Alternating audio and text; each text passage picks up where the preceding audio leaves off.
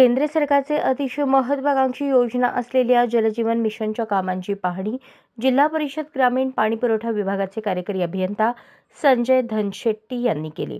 दक्षिण सोलापूर तालुक्यातील कासेगाव या ठिकाणी जलजीवन मिशन अंतर्गत सुरू असलेल्या आणि अंतिम टप्प्यात आलेल्या कामाची पाहणी करताना धनशेट्टी यांनी विभागाला सूचना केल्या।